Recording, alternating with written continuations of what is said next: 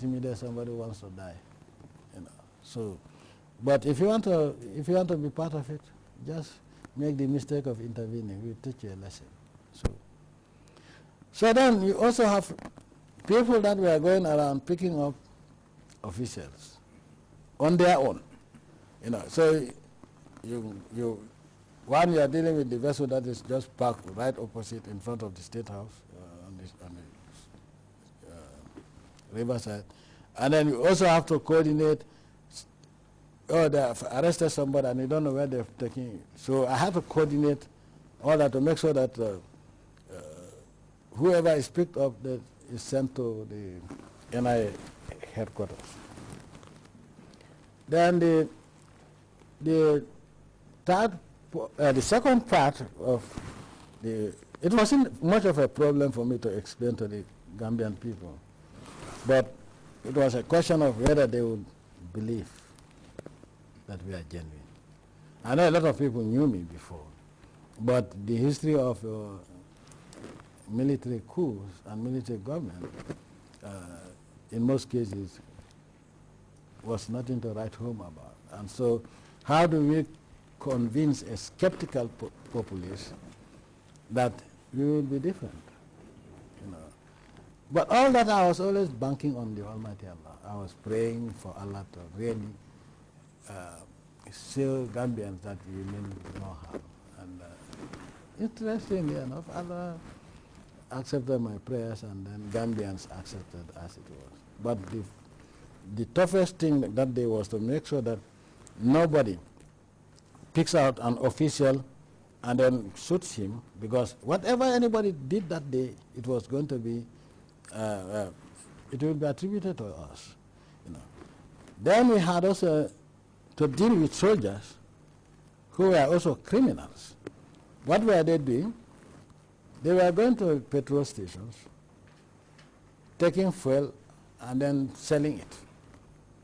So we had this problem. And then some of them say, okay, I'm assigning you to go and make sure that you halt what is going on. They come back and say that, well, when you talk to the soldier, they tell you this is the revolution. And I said, this is the revolution, but it's not about looting. So we made sure also that nobody looted. This was also another daunting challenge. You know.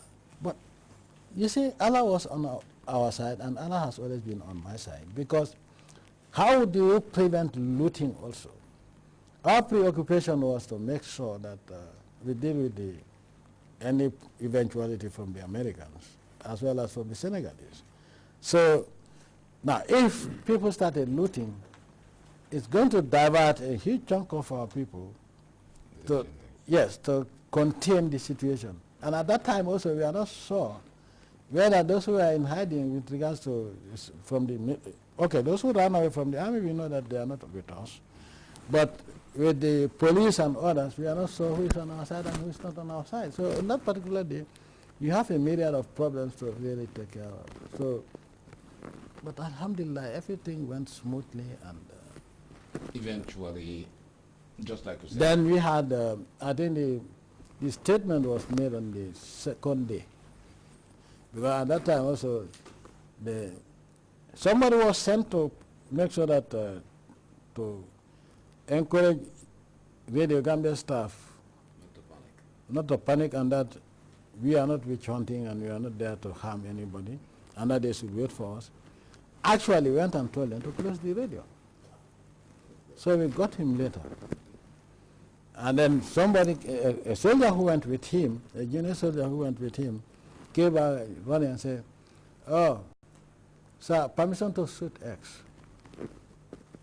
So why shoot him for? He said, you know what he did? He went to Radio Gambia and told them to close it down and let them disappear. And then all of a sudden we had that the music from Radio Gambia, all of a sudden stopped. So we sent somebody.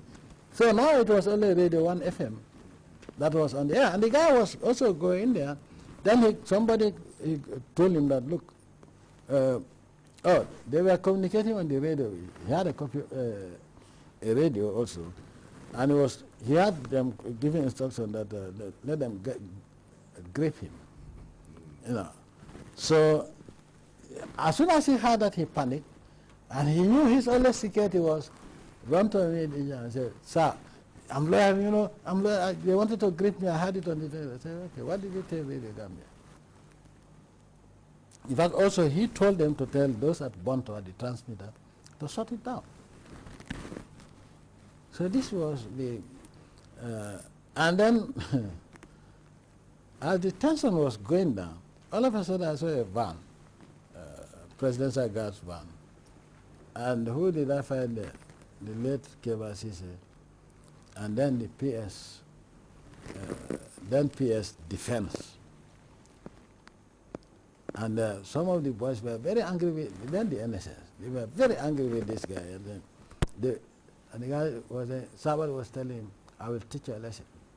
Then he saw, he said, "My brother," I then, come, my brother. I said, "Yes." "Hey, what is going on?" "Ah, I don't know, I didn't do anything wrong, I'm loyal, and I'm arrested and brought here." I said, "You're loyal too." I'm supporting the revolution. I felt so bad. At first I was laughing, and I said, "Okay, let them go." You see, but because Sabali wanted them dead for one reason or the other, I said, "Okay, now what do you do?" I told him, "Nakeba, the best bet," and I think it was himself and Jack, something. Suleiman. Now, PS Defense at the time. Yeah, Bunjak. So I said, "Okay, you know what?"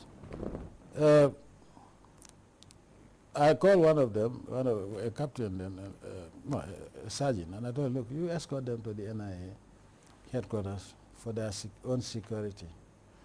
And then she was saying, "So you are not coming with us?" I said, "How can I come with you? Don't worry, nobody will touch you." So I sent a very strong sergeant to escort them to headquarters. After which I went there in the evening and I told them to go home. You know, so it was really not